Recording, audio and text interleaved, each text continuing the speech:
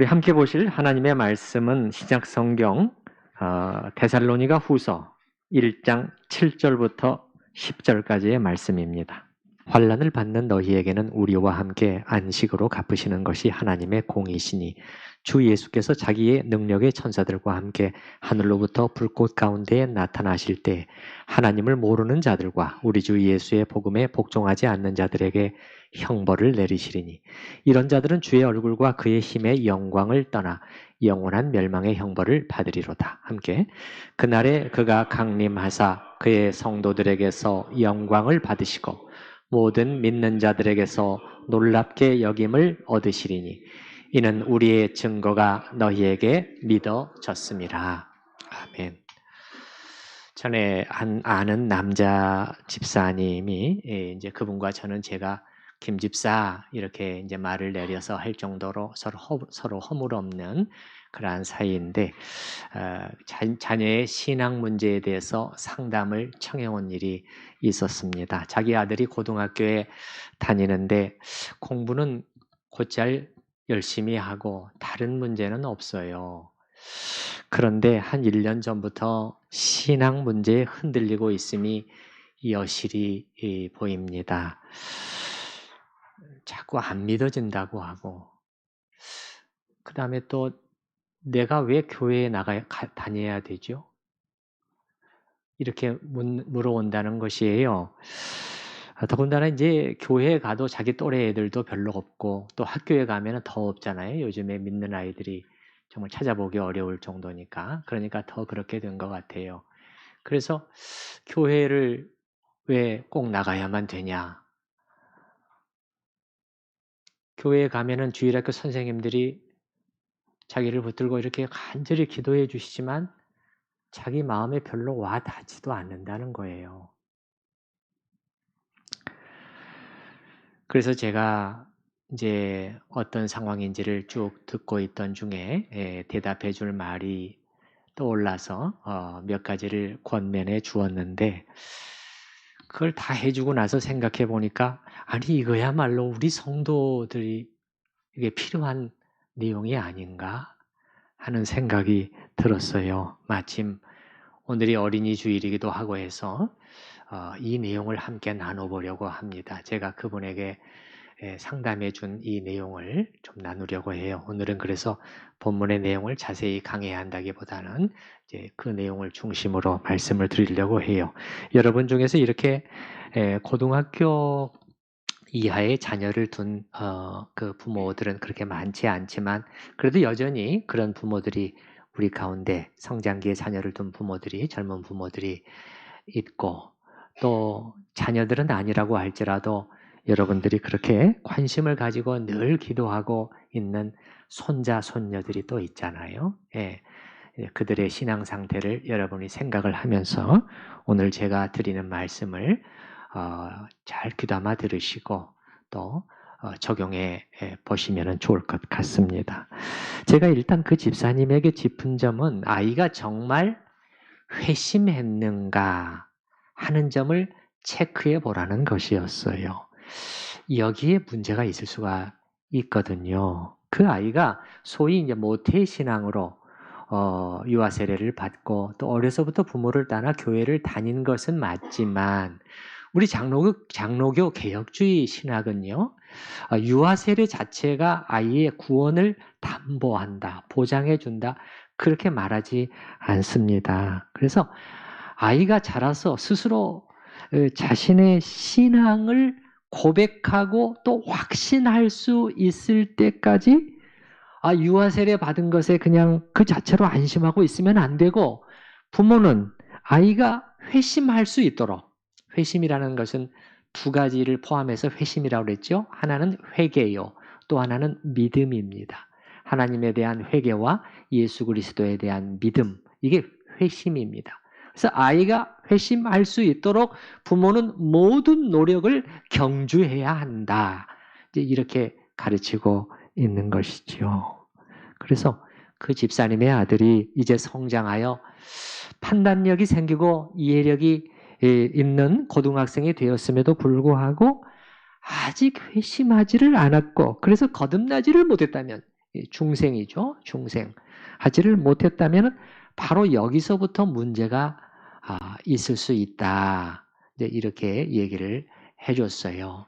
여러분, 한 명의 아기가 태어나도 생명이 있으면은 거기다가 우유를 먹이고 씻기고 잘 재우고 하면은 아이가 잘 자라잖아요. 그런데 태어났지만은 생명이 없으면, 코에 호흡이 없는 아이에게 아무리 뭐 우유를 먹이고 씻기고 해봐야 자라는 것은 불가능하거든요. 그래서 우리가 아이의 신앙을 위해서 권면을 할 때 너 그렇게 하면 안 돼. 예? 교회에 빠지면 안 돼. 예? 또 성경 읽고 기도도 해야지. 예. 이것만으로는 안 될 수가 있다는 것입니다. 제가 봤을 때 그 아빠 집사님은 자녀들의 신앙을 위해서 나름대로 노력하는 분이었어요. 본인도 주일학교 교사로 신실하게 섬기고 또 아이의 연령에 맞는 중고등 학생용 뭐 큐티북 이런 것도 사다 주고 그렇게 해서 또 하나님 앞에 나아가는 시간을 어떻게든지 갖도록 격려하기도 하고 여러 가지 노력을 하는 분이었어요. 그러나 방금 말씀드린 것처럼 거듭나지 못했다면 이 모든 것이 역할을 못할 수도 있다는 것입니다.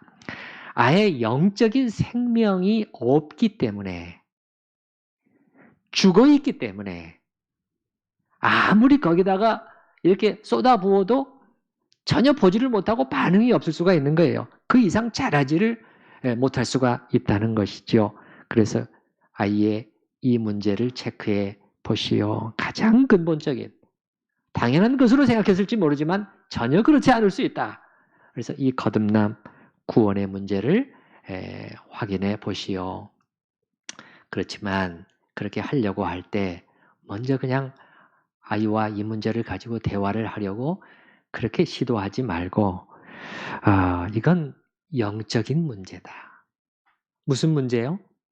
영적인 문제라는 것이에요. 그래서 기도부터 시작해야 합니다. 그것도 아주 절실히 기도해야 됩니다.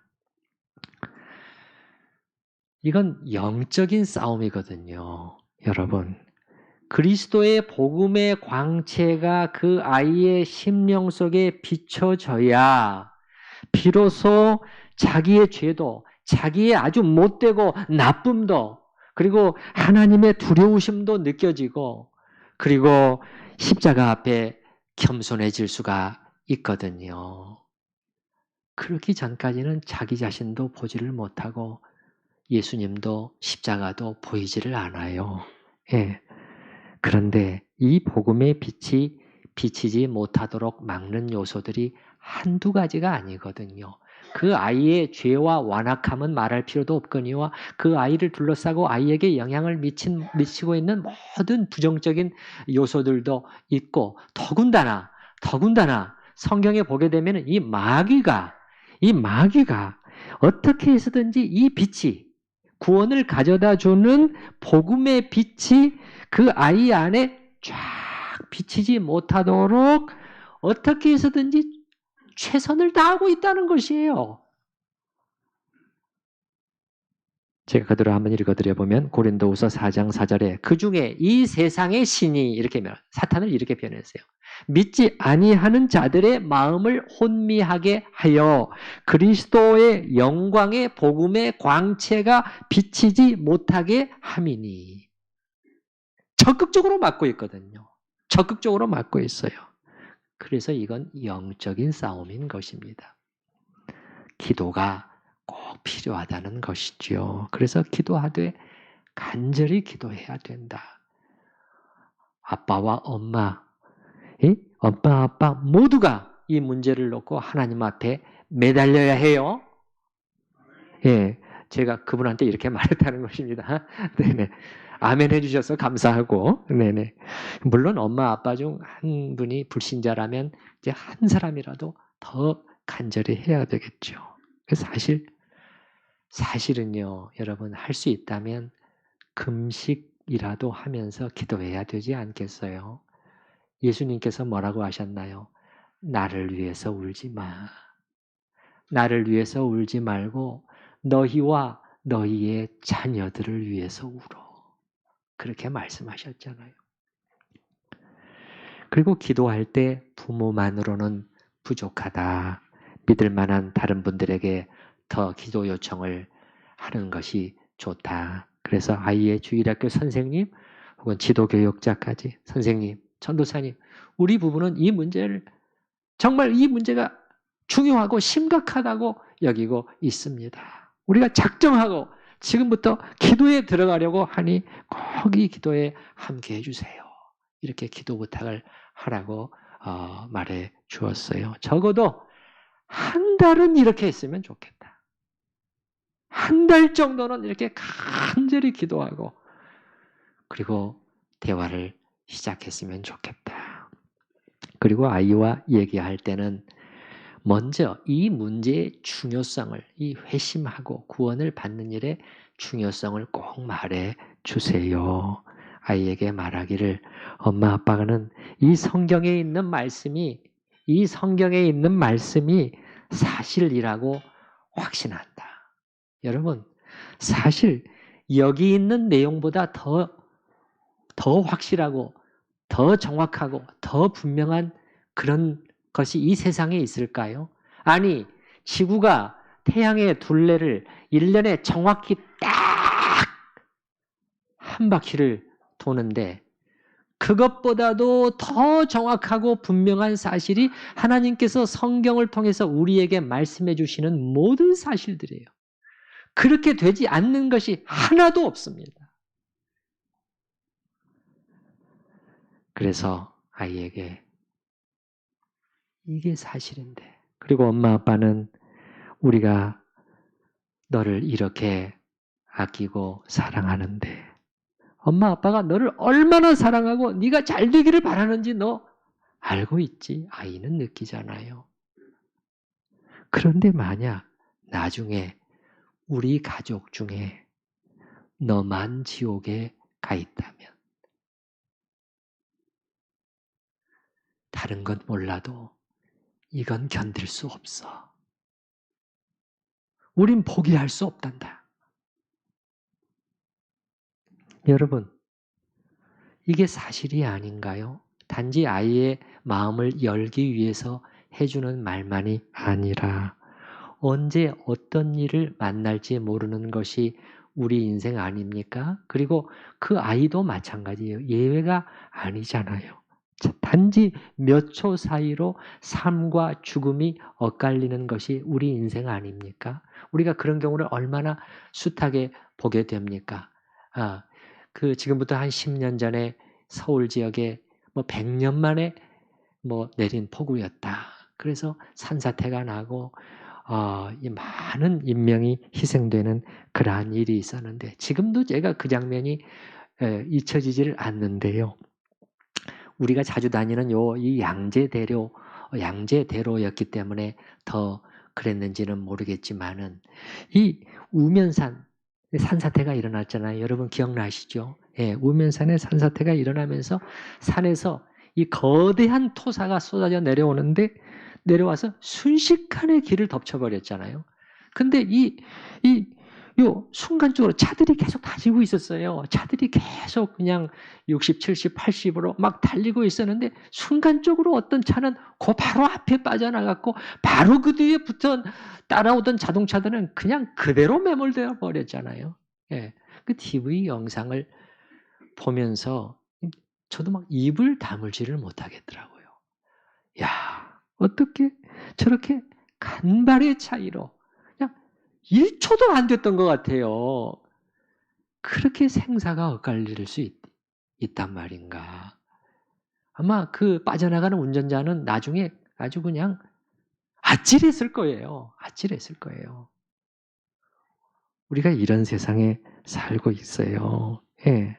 그 여러분의 아이도 그런 세상에 살고 있다는 것을 잊으시면 안 됩니다. 여러분이 사랑하는 자녀들, 손자, 손녀들도 여러분의 아이가 아무리 몸이 건강하고 공부를 잘해서 좋은 학교에 들어가고 좋은 직장, 안정된 직장을 갖고 이렇게 말하자면 출세했다. 또 이런 말을 듣는 경우가 있다 할지라도 그렇지만 그렇게 살다가 그 끝이 그 마지막이 성경에 있는 표현대로 영원한 멸망의 형벌로 끝나버린다면 이 모든 것이 다 무슨 소용이 있죠? 우리 한번 말씀을 보십시다. 오늘 본문 8절, 9절, 10절을 잠깐 보십시다. 주께서 그렇게 다시 오실 때, 재림하실 때 어떤 일이 있을 것인가 하나님이 자세히 말씀해 주셨는데 8절, 하나님을 모르는 자들과 우리 주 예수의 복음에 복종하지 않는 자들, 두 가지로 표현을 했네요. 하나님을 모르는 자들은 그냥 개념적으로 지식적으로 모르는 것이 아니라는 것은 여러분이 아실 거예요.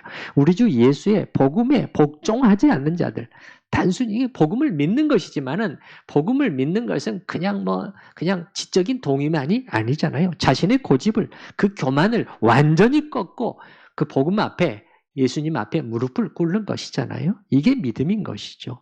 주 예수의 복음에 복종하지 않는 자들에게 형벌을 내리시리니 이런 자들은 주의 얼굴과 그의 힘의 영광을 떠나게 될 것이다. 주님의 얼굴과 그분의 주님의 힘의 영광을 떠나게 될 것이다. 이게 여러분 지옥 아닙니까? 하나님의 영광의 빛이 전혀 비치지 않는 것.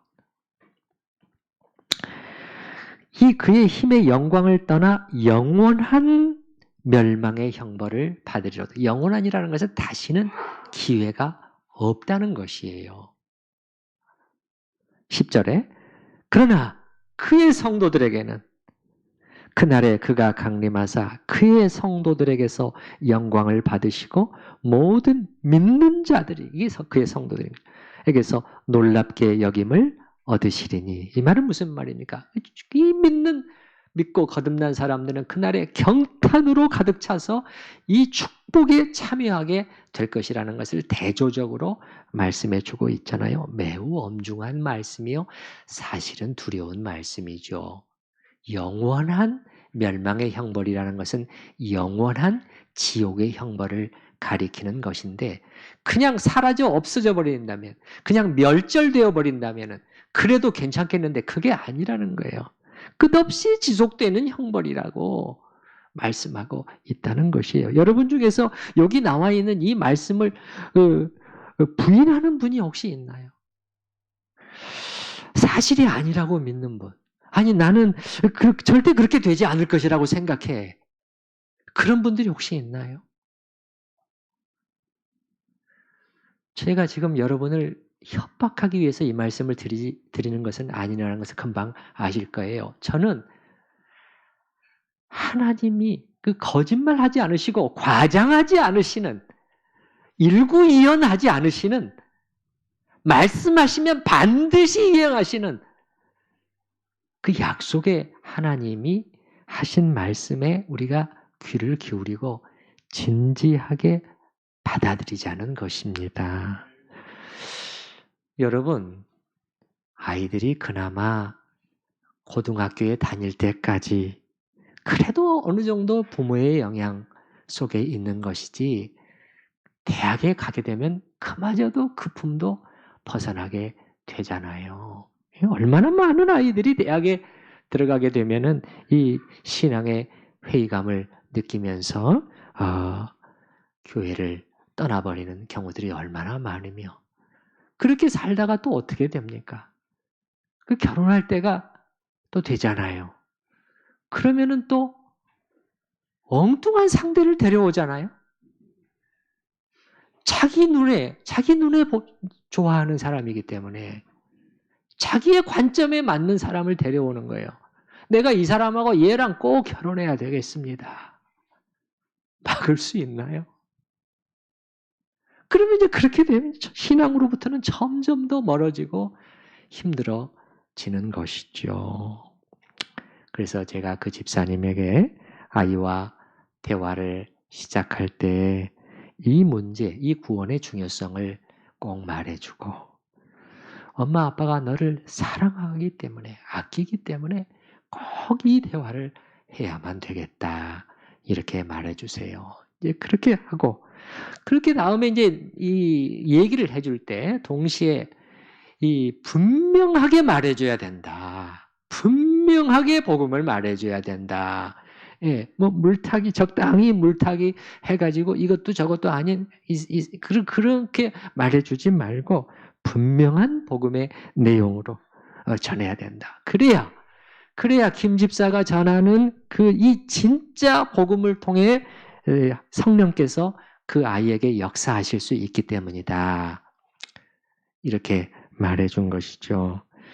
오늘날의 복음 전도가 보게 되면은 그냥 이것저것 그냥 듣는 사람이 좀 듣기 싫어할 만한 내용들은 그냥 다 빼버리고 말이죠. 하나님의 두려우심, 죄인임, 나쁜 죄인임, 심판, 회개, 순종, 키리오스 이런 요소들은 다 빼버린 채 그냥 두루뭉술하게 복음을 전하는 경향이 있는데요. 여러분, 성령께서 한 영혼을 구원해 내실 때요.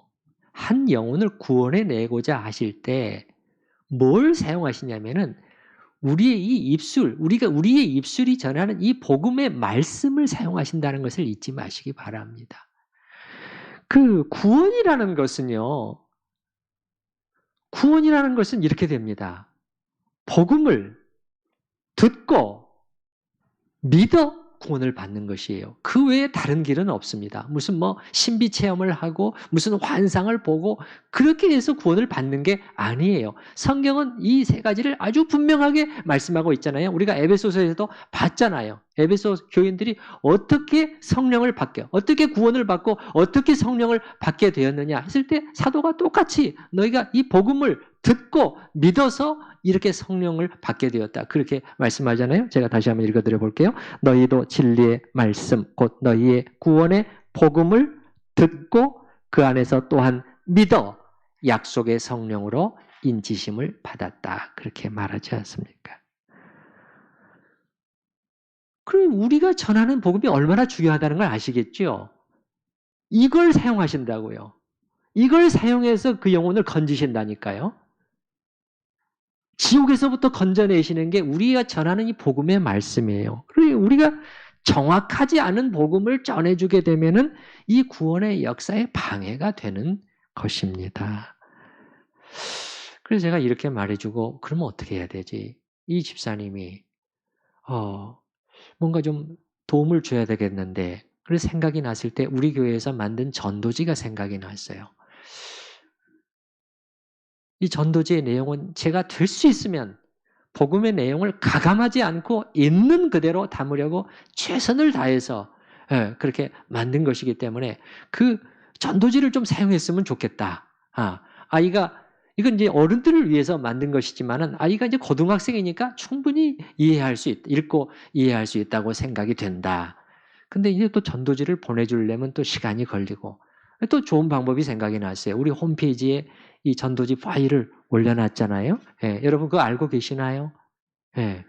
활용하시기 바랍니다. 친구들이나 꼭 복음을 전해주고 싶은데 믿게 하고 싶은데 내가 어떻게 말해주기는 어렵고 그 전도지를 좀 보내주고 싶은데 우리 홈페이지에 자료실에 딱 들어가면은 한번 클릭만 하면은 다운이 돼요. 그걸 보내주시면 되잖아요.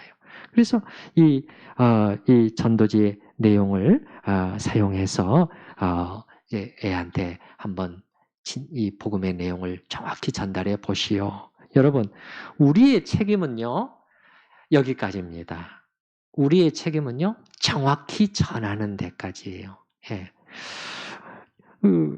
우리가 어떤 사람을, 안 믿는 사람을 믿게 만들 수 있는 그런 능력은 우리한테 없어요. 예. 그러나 정확히 말해주는 일, 복음을 정확히 말해주는 일은 할 수 있고, 그건 우리 책임입니다. 우리가 이렇게 하면, 우리가 기도하는 가운데 이렇게 하면 나머지는 성령께서 하시는 것이에요.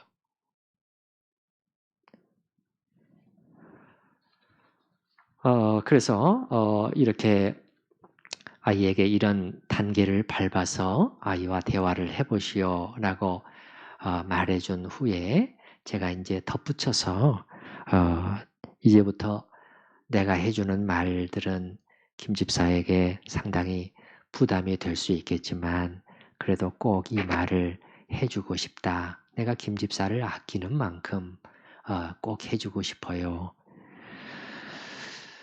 여러분, 저는요, 부모의 신앙과 삶이 훌륭하다고 해서 자녀들이 100% 신앙생활을 잘하게 될 것이라고 주장하는 사람은 아닙니다. 성경에 그렇지 않은 사례도 있고요. 자녀만큼 마음대로 안 되는 것도 없다는 것을 또 알고 있습니다. 이거는 결혼하지 않는 사람은 꿈에도 알지 못하는 일이죠.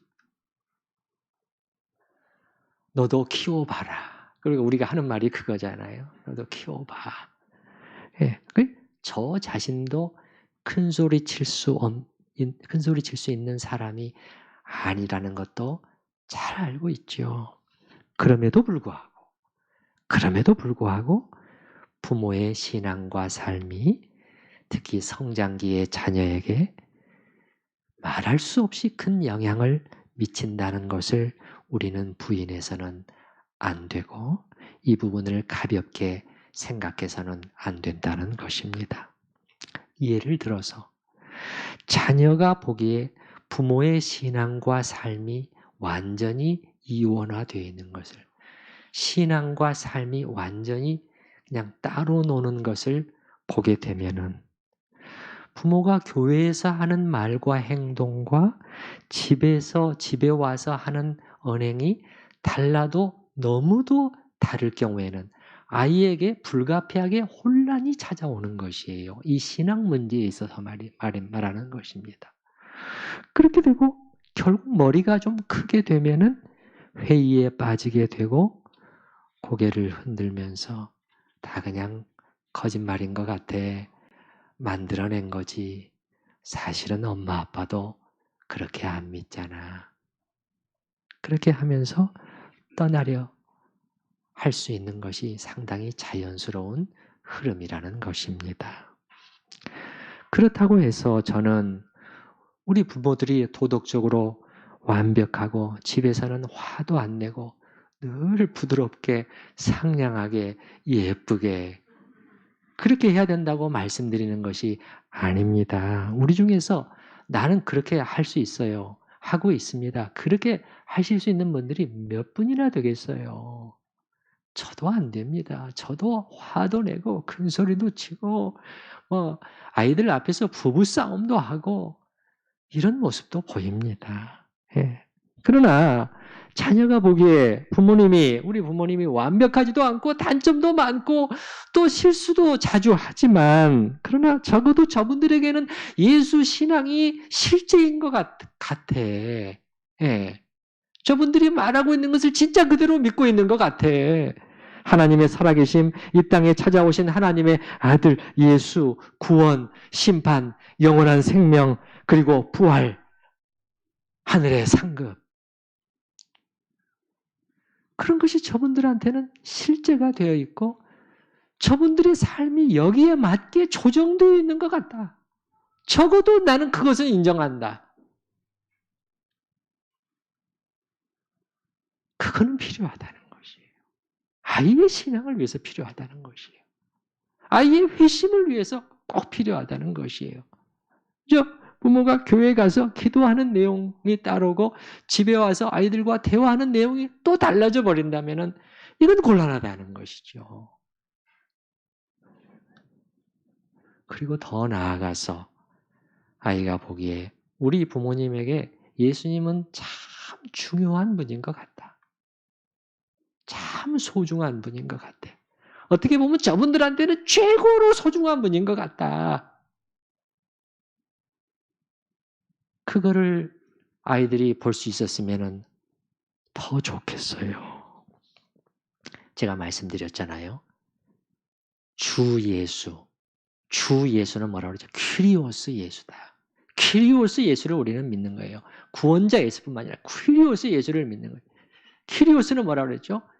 우리 삶의 주인 되신 예수님을 우리는 믿고 섬기는 것이다. 두 가지 예를 드렸죠. 결정권이다. 결정권을 누가 행사하느냐. 두 번째는 우선순위가 어떻게 되어 있느냐.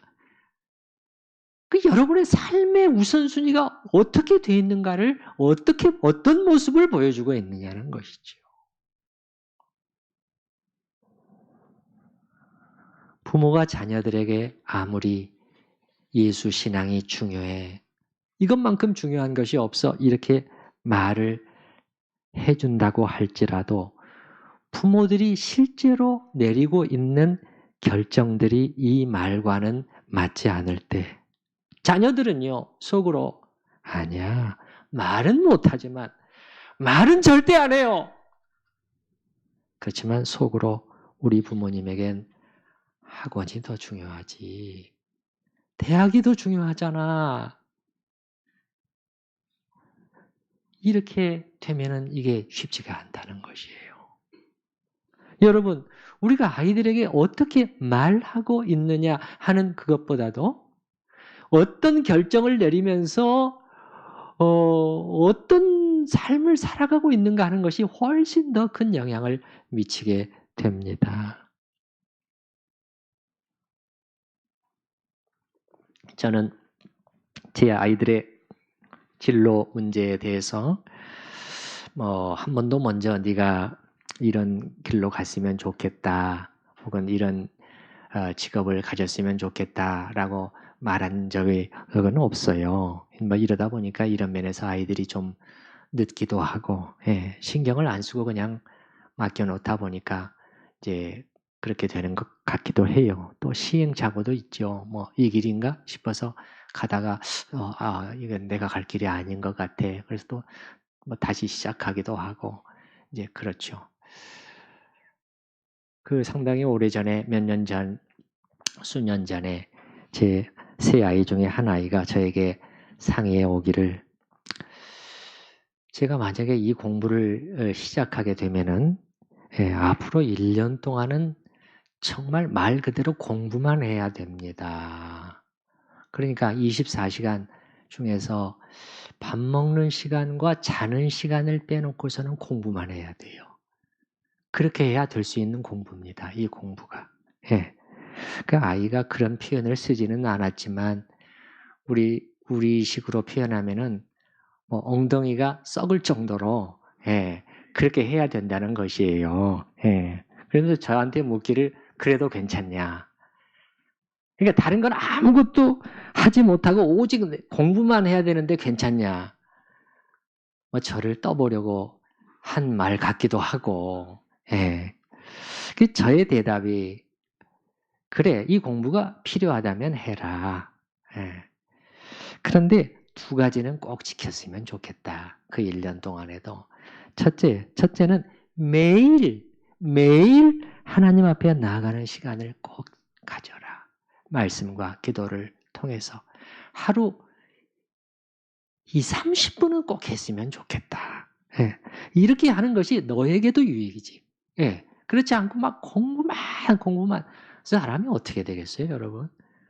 그냥 지치고 영혼이 피폐해지지 않겠습니까? 이게 첫 번째고, 두 번째는 주일은 비워뒀으면 좋겠다. 이렇게 중요한 공부일은 알겠지만 일주일 동안, 6일 동안은 정말 엉덩이가 썩을 정도로 해라. 그런데 주일 하루는 통째로 비워놔. 통째로 비워놔. 하나님께 예배드리고 또 청년부 모임에 함께 참석해서 교제도 하고 성경도 공부하고. 우리 청년들 요즘에 참 고무적인 현상이 있습니다. 열심을 내는데 성경을 가지고 성경 공부를 하면서 아주 열심을 내고 있어요. 그래서 성경 공부도 하고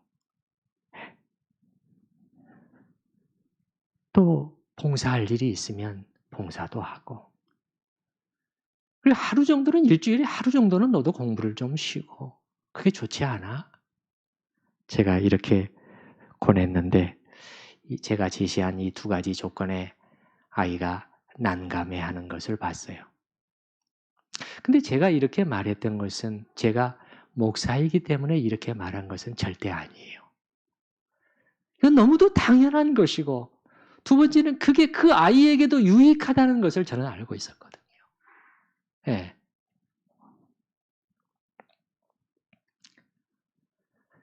지금 이 나라의 교회에서 주일학교가 심히 약화되고 있는데, 그것이 어찌 출산율이 떨어져서 아이들의 숫자가 줄어들어서 뿐만일까요? 그 이유가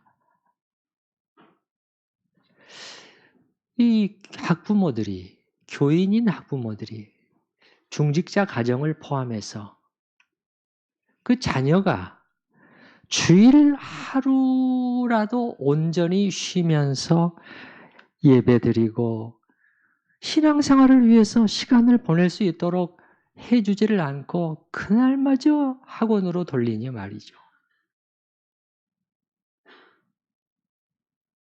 이 나라의 주일학교가 병들 수밖에 없는 것이죠. 아니 여러분, 부모들이 이렇게 하고 있는데 그 부서 교역자 한 명이 발버둥을 친다고 해서 주일학교 교사들이 아무리 애를 쓴다고 해서 이게 되겠습니까? 부모들이 아이들과 가장 많은 시간을 보내면서 전도사님보다도 막 몇십 배, 100배보다도 더 많은 시간을 보내면서 아이에게 가장 큰 영향을 미치고 있는 부모들의 자세가 전혀 바뀌지를 않고 있는데 우리가 교회에서 다음 세대를 위해서, 다음 세대의 부흥을 위해서 그렇게 간절히 기도하지만은 그게 되겠느냐 말이에요. 안 됩니다. 불가능해요. 그래서 이게 중요한 것이에요. 그래서 제가 우리 자녀를 기르는 부모님들에게 또 부탁을 드리는 것은, 그래서 우리 교역자들이 뭔가 이렇게 뭐 여러 가지 자꾸 보내드리고 부모님들에게 이것저것을 이렇게 해주세요. 아이를 위해서 저것을 해달라고 하면은, 아이의 그 신앙 증진을 위해서 이렇게 부탁을 드리는 그러한 내용들이잖아요. 그렇게 하면 여러분이 절대 가볍게 무시해버리지 마시고 꼭 답도 해주시고 네 알겠습니다. 한마디 해줄 수 있잖아요. 제가 교육자들한테 들으니까 어떤 분들은 답도 안 해준대요. 얼마나 힘이 빠지겠어요. 제가 우리 주일학교 교육부 교육자들과 한 달에 한 번씩, 오늘 또 그날인데 각 부서의 상황을 보고를 듣고 아이들 한 명 한 명을 다 체크합니다. 우리는 숫자가 몇 명도 안 되잖아요. 그게 가능해요. 너무 많으면 불가능하지요. 근데 그런 얘기들을 듣게 되면은 저도 힘이 빠지죠. 저도 힘이 빠지죠. 그래서 지금 누구를 위해서 그렇게 그분들이 하고 있는가? 여러분의 자녀가 정말 하나님 앞에 복된 인생을 살도록 하기 위해서 기도해주고 이렇게 해주세요, 저렇게 해주세요 하고 있잖아요. 여러분, 저는요 확신하는데요. 제 아이들도 당연히 그렇게 생각하고요. 그 아이가 예수 잘 믿고 그 말씀대로 사는 것. 예수님을 자기의 인생에서 가장 소중히, 아니 자신의 모든 것으로 여기고 사는 것보다 더 복되고 행복한 인생은 없다고 저는 확신합니다. 아주 확신해요. 없어요. 그래서 꼭 이런 부분 여러분에게 부탁을 드리고 잘 협조를 해주시고, 가정에서 그럼 우리가 뭘 할까요? 아이의 신앙이 발전하기 위해서 뭘 해야 될까요? 전도사님, 더 좀 자료를 주세요. 우리가 알 일을 좀 주세요. 이렇게 됐으면 좋겠어요. 예. 이렇게 해서 그 집사님에게 제가 권해준 내용 중에 상당히 듣기 부담스러운 그런 점들도 있었지만 그분이 진지하게 받았어요. 목사님 알겠습니다. 시작해 볼게요. 저도 부담스러운 말을 해줬는데 반응이 그렇게 오니까 저도 마음이 좋더라고요. 그래, 나도 기도해 줄게요. 나도 함께 할게요. 제가 이렇게 말해줬어요. 그 집사님을 상담해 주고 나서 한 가지 생각이 된 점은 하나님께서 이 김 집사를 사랑하시는구나. 그 가정을 사랑하시는구나. 많은 부모들이요, 아이들의 신앙 문제 때문에 잠시 걱정을 하다가도 그냥 에이 어떻게 되겠지. 그래도 공부는 열심히 하니까 지 앞가림은 하고 있으니까 그렇게 하면서 넘어가 버리는데 이분은요 그렇게 하지 않은 거예요. 아이의 반응을 보면서 뭔가 심각함을 느낀 거예요. 그리고 그 바쁘게 사는 사람이 제가 어떻게 사는지 알거든요. 그런 사람이 저를 찾을 정도로 그걸 보면서 야, 하나님께서 이 가정을 내버려 두지 않으시는구나. 하나님께서 이 김 집사를 사랑하시고 그 자녀들을 부르고 계시는구나 하는 것을 제가 느낄 수가 있었어요. 이게 복된 거죠. 부모가 이렇게 할 수 있는 것이 복된 가정이에요. 예. 이 시간에 우리가 함께 기도하실 때 첫 번째는 여러분이 그렇게 사랑하는 자녀들과 손자, 손녀들의 분명한 회심과 거듭남을 위해서 다시 한번 하나님께 기도하시기 바랍니다. 그리고 두 번째는 그리고 그것을 위해서 여러분이 하나님 앞에서 무엇을 해야 할 것인가? 회개하실 것이 있으면 회개도 하시고요.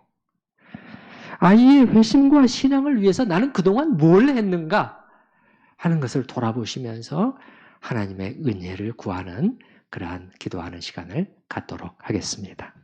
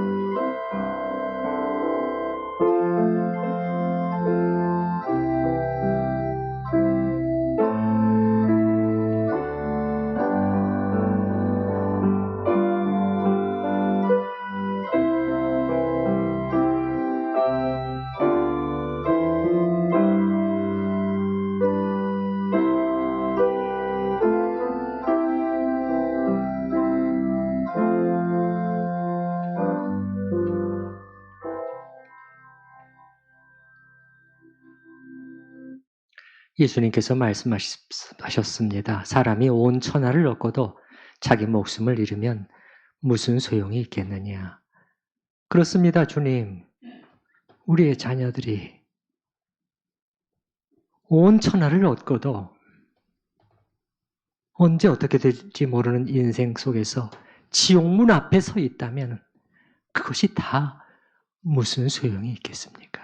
주님, 하나님의 말씀을 가벼이 받지 않게 하시고 진지하게 받게 하여 주시옵소서. 오 주님, 우리 자녀들이 정말 하나님 앞에 거듭났는지 유아 세례 받았다고 해서 그것으로 마음 놓지 않게 하여 주시고 지금 이 아이가 예수님을 하나님을 어떻게 생각하고 있는지 관심을 갖게 하시며 그들이 정말 회심할 수 있도록 최선의 부모로서 할아버지 할머니로서 최선의 노력을 경주하게 하여 주시옵소서. 주님, 아이의 다른 부분에는 그렇게 관심을 가지고 그렇게 걱정하면서 오 주님, 정말 가장 중요한 이 부분은 소홀히 여겨오지는 않았는지요. 주님, 용서하여 주시옵소서. 하나님이 중요하게 여기시는 것을 저희도 중요하게 여기게 하여 주시옵소서. 과연 무엇이 아이에게 유익하며 무엇이 아이의 인생을 정말 행복하게 해주며 무엇이 아이를 가장 복된 인생으로 끌고 갈 것인가를 생각하게 하시고 우리가 부모로서 아이에게 남겨줄 수 있는 가장 좋은 유산을 남겨줄 수 있도록 저희를 붙들어 주시옵소서. 예수님의 이름으로 기도드립니다. 아멘. 찬송가 285장 함께 찬양하십니다.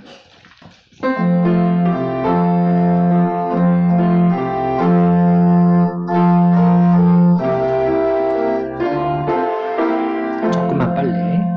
주의 말씀 받은 거라 참 기쁘고 복되도다.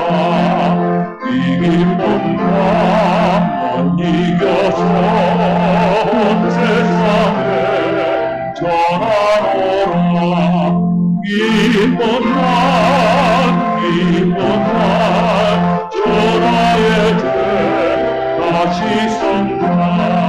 그때여서 기도하고 늘 기쁘게 살아가리.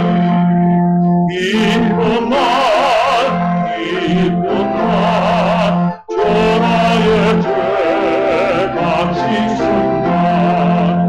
이적은 날 맹선하고 새 사람이